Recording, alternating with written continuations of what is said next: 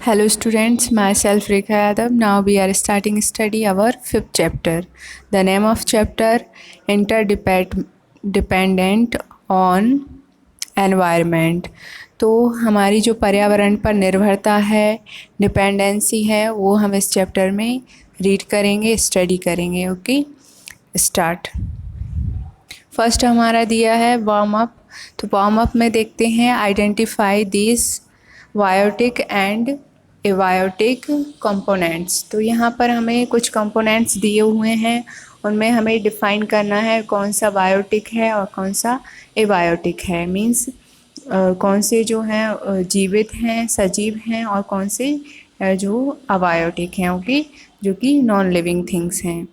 First हमारा जो human beings दी हुई है, ह्यूमन बॉडी दी हुई है, तो ये बायोटिक में आ जाएगा क्योंकि ये लिविंग थिंग्स होती हैं. नेक्स्ट है हमारा सनलाइट दी हुई है, तो ये एबायोटिक में आ जाएगा क्योंकि ये नॉन लिविंग थिंग होती है. नेक्स्ट है जैकल बना हुआ है, तो यह भी एक लिविंग थिंग है, तो इसमें बायोटिक फिल कर देंगे.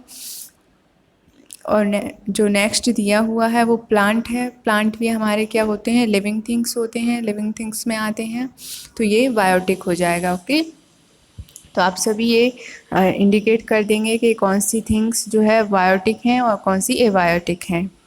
नेक्स्ट दिया हुआ है हमारा the world around us is our environment. तो जो दुनिया, जो हमारे चारों तरफ की जो दुनिया है वो हमारा क्या कहलाता है, एनवायरनमेंट कहलाता है, पर्यावरण कहलाता है. It includes everything, the air, the soil. इसमें इंक्लूड कौन कौन सी थिंग्स हैं, एवरीथिंग इज़ इंक्लूड, तो इसमें सब कुछ इंक्लूड है. Like air, the soil means जो एयर है, हवा है, जो मिट्टी है. The natural resources we are gifted with, और जो भी नेचुरल रिसोर्सेज हैं वो हमें गिफ्टेड हैं, मीन्स उपहार के स्वरूप में मिले हुए हैं. गिफ्टेड मीन्स उपहार के रूप में मिले हुए हैं. Our earth is the only planet where life is possible. तो हमारा प्लांट जो प्लैनेट है अर्थ, वो ओनली वन ऐसा प्लैनेट है यहाँ पर क्या है, जीवन पॉसिबल है, लाइफ इज़ पॉसिबल. तो यह अर्थ पर ही है केवल, जो हमारे अर्थ पर हम सभी लिविंग थिंग्स पाई जाती हैं, जीवित लोग पाए जाते हैं. The surface of the earth has two part, land and water. तो हमारा जो अर्थ है, पृथ्वी है, उसके कितने पार्ट हैं, कितने सरफेस के कितने पार्ट हैं, 2 पार्ट्स हैं. कौन कौन से, लैंड एंड वाटर. तो हमारा जो सरफेस एरिया है वहाँ पर कुछ क्षेत्र हमारा लैंड है, मीन्स स्थल क्षेत्र है, और कुछ हमारा भाग जो है वो वाटर से भरा हुआ है, मीन्स वहाँ पर समुद्र का फैलाव है, समुद्रीय क्षेत्र है, मीन्स स्तर जो स्थल क्षेत्र है और समुद्रीय क्षेत्र है. तो 2 पार्ट्स में डिवाइड है. नेक्स्ट है the earth is surrounded by air. तो जो अर्थ है वो हमारे अर्थ के चारों तरफ क्या है, एयर जो वायु होती है वो फैली हुई है हमारी अर्थ के चारों तरफ. This air around the earth is called atmosphere. तो इसको क्या कहते हैं, एटमॉस्फेयर कहते हैं, मीन्स वायुमंडल. जो वायुमंडल होता है एटमॉस्फेयर कहते हैं. तो हमारी जो अर्थ है उसके चारों तरफ वायु फैली हुई है, उसको उसका जो अर्थ का एटमॉस्फेयर कहा जाता है, वायुमंडल कहा जाता है. All living beings need land, water and air to survive. तो सभी जो लिविंग थिंग्स होती हैं, जो भी सजीव चीज़ें हैं, उनके लिए, सभी के लिए क्या चाहिए, लैंड चाहिए, वाटर चाहिए एंड एयर चाहिए. तो हम सभी को चाहिए होता है कि रहने के लिए कुछ स्थान हो, पीने के लिए पानी हो, और सांस ले सकें, ब्रीथिंग कर सकें, इसलिए एयर भी इम्पोर्टेंस रखती है. तो इन सभी चीज़ों के थ्रू ही हम क्या कर सकते हैं, सरवाइव कर सकते हैं. नेक्स्ट है various kind of plants and animals live on all parts of the earth. तो वेरियस काइंड्स मीन्स बहुत सारे प्रकार के, बहुत सारे टाइप के प्लांट्स होते हैं, पौधे होते हैं, एंड एनिमल्स होते हैं, बहुत सारे जानवर होते हैं। Live on all parts of the earth, तो हमारी जो पृथ्वी है उसके प्रत्येक भाग में लिविंग थिंग्स होती हैं, ये सभी एनिमल्स और प्लांट्स पाए जाते हैं, बहुत अलग अलग डिफरेंट टाइप्स के। Some of this live on land varies some live is water, तो कुछ कहाँ पर रहते हैं, लैंड पर रहते हैं, मीन्स स्थल पर, स्थल भाग है उस पर रहते हैं, और कुछ वाटर में रहते हैं, मीन्स जो पानी जलीय क्षेत्र है हमारी अर्थ का वहाँ पर रहते हैं कुछ living things. Whereas some live in water, तो कुछ वाटर में रहते हैं और कुछ लैंड्स पर रहते हैं। नेक्स्ट हमारा क्या दिया हुआ है student, paste the picture of some biotic components, तो यहाँ पर कुछ बायोटिक कंपोनेंट्स के पिक्चर्स हमें लगाने हैं, तो आप सभी जो भी लिविंग थिंग्स हैं उनके यहाँ पर पिक्चर्स लगा देंगे। ओके, तो ये वर्क आपको खुद करना है। नेक्स्ट पेज देखेंगे, हमारा नेक्स्ट पेज में क्या दिया हुआ है,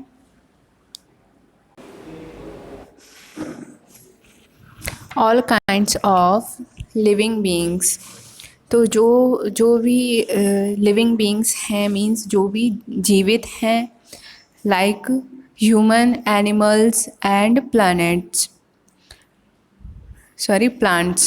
तो human, animals and plants on the earth are called biotic components of the environment, तो बायोटिक जो कंपोनेंट्स हैं वो कौन कौन से हैं, जो लिविंग थिंग्स हैं, लिविंग बीइंग्स हैं, human being, animals and plants, तो ये सभी क्या हैं, हमारे बायोटिक कंपोनेंट्स हैं। जो हमारा एनवायरनमेंट है, पर्यावरण है, उसमें जो लिविंग थिंग्स हैं वो बायोटिक कंपोनेंट हैं। और नेक्स्ट दिया हुआ है all kinds of non living things, तो जो नॉन लिविंग है, जो जीवित नहीं हैं, निर्जीव हैं, land, water, sunlight, air etcetera, तो ये सभी कैसी थिंग्स हैं, नॉन लिविंग थिंग्स हैं, are called abiotic components of the environment, तो इन्हें क्या कहा जाता है स्टूडेंट्स, इन्हें कहा जाता है एबायोटिक कंपोनेंट्स। ओके, तो जो नॉन लिविंग थिंग्स हैं उन्हें एबायोटिक, और जो लिविंग थिंग्स हैं उन्हें बायोटिक कंपोनेंट्स कहा जाता है।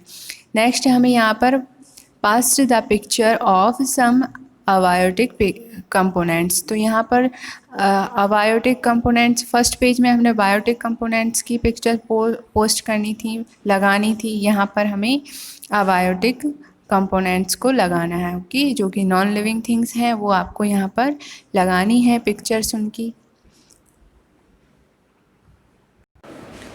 We should know the fact the biotic components of the environment cannot survive without abiotic components, तो हम सभी जानते हैं कि जो बायोटिक कंपोनेंट्स हैं, लिविंग थिंग्स हैं, वो सरवाइव नहीं कर सकते हैं, जीवित नहीं रह सकते हैं। The environment can not survive without abiotic components, तो जो नॉन लिविंग थिंग्स हैं उनके थ्रू ही हम जीवित रह सकते हैं। जो भी लिविंग थिंग्स हैं उनकी आपस में एक दूसरे पे डिपेंड होते हैं वो, और तभी वो उनकी जो निर्भरता है एक दूसरे पर, वो तभी जीवित रह पाते हैं और अपने वर्क को कंप्लीट कर पाते हैं। ओके, नेक्स्ट लाइन है हमारी, for example plants are biotic, तो प्लांट्स कैसे होते हैं, बायोटिक होते हैं, लिविंग होते हैं। Biotic components of the environment, तो जो प्लांट्स हैं वो कैसे कंपोनेंट्स हैं, बायोटिक हैं हमारे पर्यावरण के। To make food for themselves plants need abiotic components like land, air, water and sunlight, तो ये सभी जो थिंग्स हैं, एयर, वाटर, लैंड और सनलाइट, ये सभी कैसे कंपोनेंट्स हैं, नॉन लिविंग यानी अबायोटिक कंपोनेंट्स हैं। तो इनकी हेल्प से ही प्लांट्स अपना फूड मेक करता है, फूड बनाता है, तो ये इन पर डिपेंडेंट हुआ। मीन्स प्लांट्स किस पर डिपेंड हुए, अबायोटिक कंपोनेंट्स पर। जो बायोटिक है वो अबायोटिक कंपोनेंट्स पर डिपेंड है, इसलिए यह डिपेंडेंसी चलती रहती है। नोइंग मोर में देखेंगे क्या दिया है, the environment is made up of both biotic and abiotic components. तो ये जो एनवायरमेंट है, हमारा पर्यावरण है, वो किस चीज़ से बना हुआ है, बायोटिक और अबायोटिक कंपोनेंट से बना हुआ है, लिविंग और नॉन लिविंग थिंग्स से मिलकर बना हुआ है। तो ये दोनों ही थिंग्स हमारे लिए बहुत ही इम्पोर्टेंस रखती हैं। ओके, नेक्स्ट है हमारा, if you water the pot a plant daily and do not water the plant B plant pot B plant. Okay, तो हम है ना ए प्लांट को वाटर देते हैं, जो पोट है ए प्लांट का उसमें हम वाटर डाल रहे हैं डेली, लेकिन बी प्लांट को हम वाटर नहीं डाल रहे हैं, तो क्या होता है, what will happen with it. तो इसके साथ क्या होगा, what will happen with it, आप सभी को पता है क्या होगा इसके बाद, the plant in the pot remain green. तो जो ए प्लांट है वो कैसा हो जाएगा, ग्रीन हो जाएगा, ग्रीन बना रहेगा, remain green, while the plant in B pot has dry. और जो बी प्लांट है वो कैसा हो जाएगा, सूख जाएगा, ड्राई हो जाएगा, क्योंकि उसमें वाटर हम प्रॉपर नहीं डाल रहे हैं। तो ये डिपेंड होते हैं एक दूसरे पर, जो बायोटिक और एबायोटिक कंपोनेंट्स होते हैं वो एक दूसरे पर डिपेंड होते हैं। जैसे कि प्लांट को वाटर बहुत ही ज़रूरी है, एयर भी बहुत ज़रूरी है, लैंड भी ज़रूरी है। तो इस एग्जाम्पल से हम समझ सकते हैं कि ये किस तरीके से एक दूसरे पर डिपेंड होते हैं। We learn from this activity that plants depend on the environment for survival. तो इससे हमने क्या सीखा, we learn from this activity, इस एक्टिविटी से हमने सीखा that plants depend on their environment for survival. तो वह खुद के जो पर्यावरण है, देयर एनवायरनमेंट मीन्स जो प्लांट है उसका एनवायरनमेंट है, उसका पर्यावरण है, उस पर सर्वाइव करने के लिए मीन्स जीवित रहने के लिए डिपेंड है। ओके, नेक्स्ट है हमारा student, like plants other living beings also need abiotic components to survive. तो इसी तरीके से जो जैसे कि प्लांट एक बायोटिक कंपोनेंट्स है, तो वो जो एबायोटिक कंपोनेंट्स पर डिपेंड है, उसी तरीके से अदर जो लिविंग बीइंग्स हैं वह भी डिपेंड होते हैं, उन्हें भी आवश्यकता होती है, need abiotic components to survive. तो उन्हें भी आवश्यकता होती है किसकी, अबायोटिक कंपोनेंट्स की आवश्यकता होती है सर्वाइव करने के लिए। For this the two depend on their environment. तो इससे क्या होता है कि वो एक दूसरे पर डिपेंड होते हैं, अपनी पर्यावरण पर डिपेंड होते हैं। लुक एट द पिक्चर, हमें ये जो पिक्चर दी हुई है उसको देखना है। Look at the picture. There are many kinds of plants and animals. In it, this is also the home of many animals. तो यहाँ पर हमें देखना है कि ये जो फॉरेस्ट है, एक इमेज बनी हुई है, यहाँ पर बहुत सारे एनिमल्स हैं, लाइक लॉयन, एलिफेंट और जेब्रा। तो बहुत सारे एनिमल्स हैं, बर्ड्स भी हैं। तो यहाँ पर इनका क्या है, होम है, घर है। यहाँ पर सभी को एक दूसरे को जो भी उन्हें वांट्स, जो भी चीज़ें उन्हें चाहिए वो पर्याप्त मात्रा में मिल जाती होंगी। लाइक जो जेब्रा है वो कैसा होता है, वो घास खाता है, ग्रास उसको ईटिंग के लिए मिल जाती होगी। और लॉयन को जो भी फ्लैश वो खाता है वो किसी न किसी जानवर से मिल जाता होगा। तो लाइक ये डिपेंड होते हैं एक दूसरे पर। तो ये पिक्चर हमें बताती है, एक फॉरेस्ट की पिक्चर है जो कि हमें एनवायरमेंटल पिक्चर, जो कि एनवायरमेंट की डिपेंड होता है एक दूसरे पर। तो वो सभी हम इस पिक्चर से समझ सकते हैं। नेक्स्ट देखेंगे स्टूडेंट, नेक्स्ट हमारा पेज क्या है, नेक्स्ट पेज में आएंगे आप सभी। Many animals like cow, buffalo, goat, zebra, camel, giraffe, deer, etc. depend on plants for their food, whereas some animals like the lion, wolf, tiger, etc. depend on other animals for their food. तो यहाँ पर क्या बताया है, food chain के बारे में बताया है, जैसे कि एनिमल्स लाइक काऊ, बफेलो, गॉट, जेब्रा, कैमल और जिराफ, डियर, तो ये सभी किस पर डिपेंड होते हैं, प्लांट्स पर डिपेंड होते हैं फॉर देयर फूड, उनके भोजन के लिए। सम वैसे ही कैसा जो कुछ अदर एनिमल्स होते हैं जैसे कि लायन, बफेलो, टाइगर, तो वो किस पर डिपेंड होते हैं, जो एनिमल्स ग्रास खाते हैं उन पर, अदर एनिमल्स पर डिपेंड होते हैं फॉर देयर फूड, तो वो अपने भोजन के लिए दूसरे एनिमल्स पर डिपेंड होते हैं। Let us think the tiger's food is deer and the deer's food is grass. तो यहाँ पर हमें थिंक करना है कि जो टाइगर है उसका फूड क्या है, डियर है, मीन्स हिरन है, और हिरन का फूड क्या है, भोजन क्या है, ग्रास है, घास है। If there is not grass in the forest, अगर फॉरेस्ट में ग्रास नहीं है, घास नहीं है, the deer will not be able to live there. तो डियर मीन्स जो हिरन है वो जीवित नहीं रह सकेगा, मीन्स वहाँ पर जंगल में डियर्स नहीं होंगे।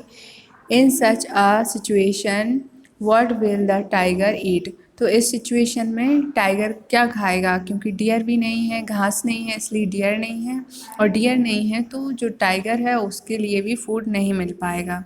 इसलिए यह एक दूसरे पर जो चेन चलती रहती है, फूड चेन, वो एक दूसरे पर डिपेंड होते हैं, जो भी जानवर हैं, लिविंग थिंग्स हैं, वो एक दूसरे पर डिपेंड होती हैं।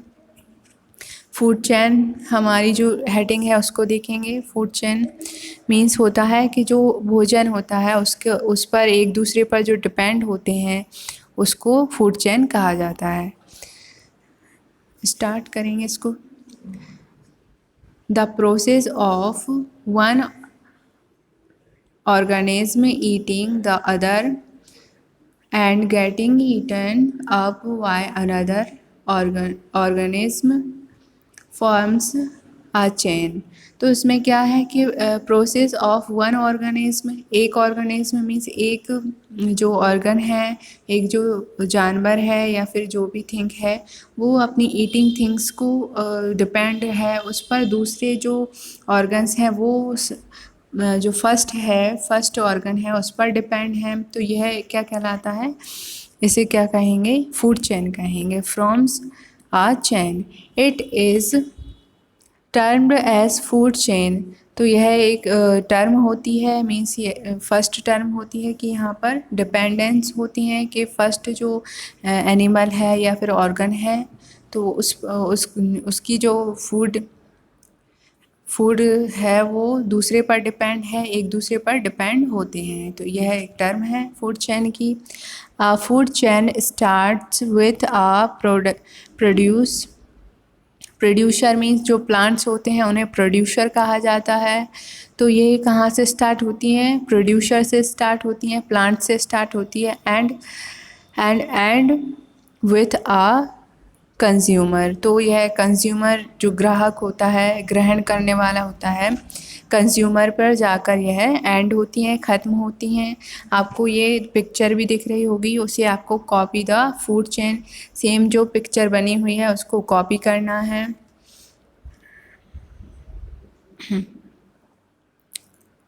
द प्लांट्स और the producers are eaten up by the flesh eaten as their food। तो जो एनिमल्स होते हैं वो पहले तो क्या करते हैं, प्लांट्स को ईट करते हैं, देन उसके बाद फ्लैश जो भी मांसाहारी होते हैं, ओमनीवर्ड्स जो होते हैं वो उनको खा लेते हैं, दूसरे एनिमल्स को खा लेते हैं, तो वो अपनी फूड्स के लिए उन पर डिपेंड होते हैं। वायो and strong animals make small and weak animals their prey for food.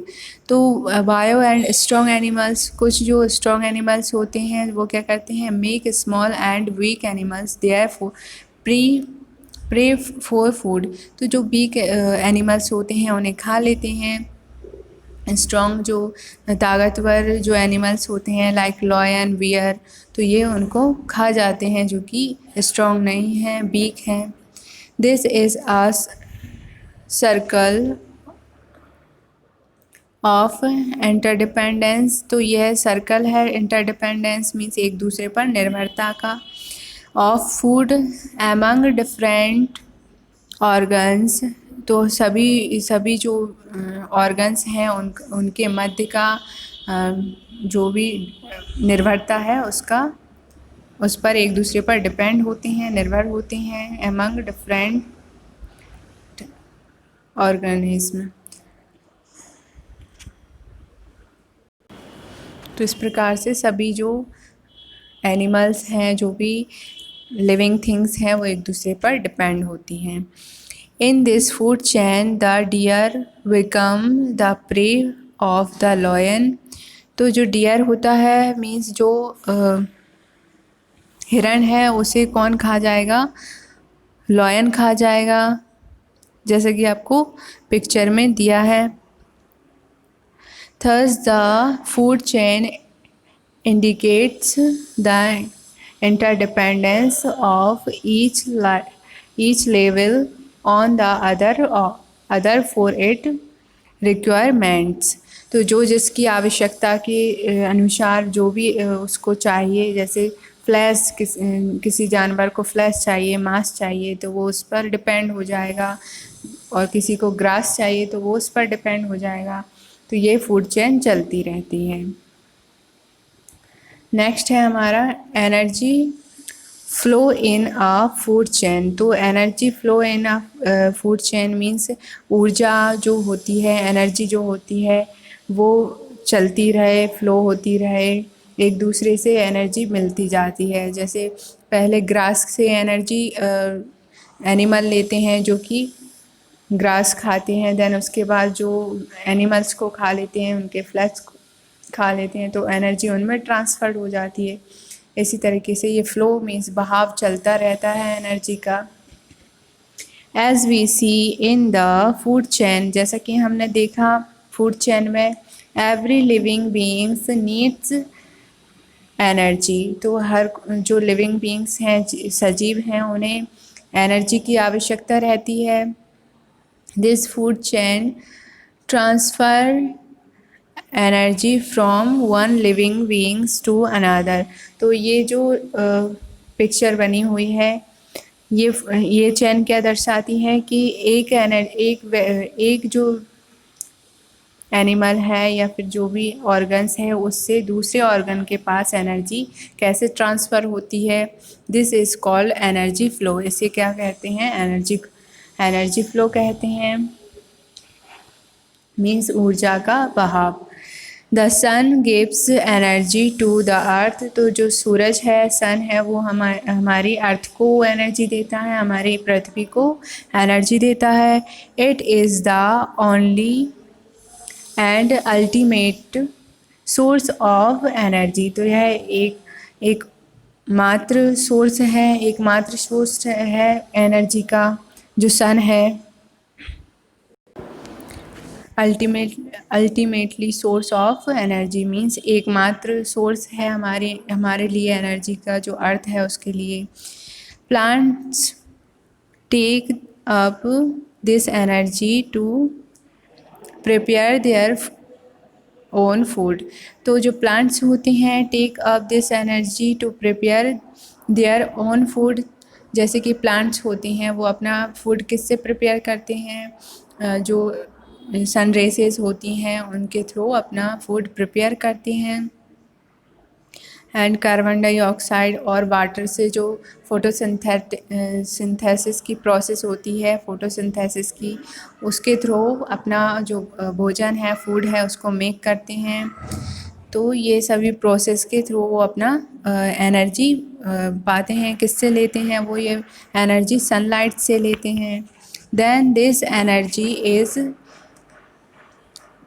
passed on from one organism to another। तो ये जो एनर्जी होती है वो कोई अनदर ऑर्गन्स ले लेते हैं। कैसे ले लेते हैं? ग्रास खा लेते हैं, जो पत्तियाँ होती हैं प्लांट्स की वो खा लेती हैं, उससे एनर्जी उनको मिलती है। The role of decomposer being in the and when animals and plants die। तो फिर देन जब वो एनिमल्स और प्लांट्स डाई होते हैं तो उनके बाद डिकम्पोज हो जाता है, वो सभी चीज़ें मिट्टी में मिल जाती हैं, डिकम्पोज हो जाती हैं। वो सभी जो भी प्रोटीन है, जो भी एनर्जी है, वो सभी डिकम्पोज हो जाती है, अर्थ में दोबारा से मिल जाती हैं। तो स्टूडेंट्स यहाँ पर हमने अपना फूड चेन स्टडी की और energy flow in a food chain. तो ये हमने स्टडी की। ये हमारा चैप्टर के 3 पेजेस कंप्लीट हो गए हैं। अब नेक्स्ट ऑडियो में हम आगे का चैप्टर कंप्लीट करेंगे। इसमें हम इतना ही कंप्लीट करेंगे। Okay, thank you for listening.